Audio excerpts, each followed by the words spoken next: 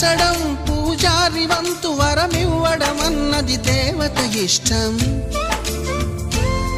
ప్రేమించడం ప్రేమికుడి వంతు కరుణించడం అన్నది ప్రేయసి ఇష్టం.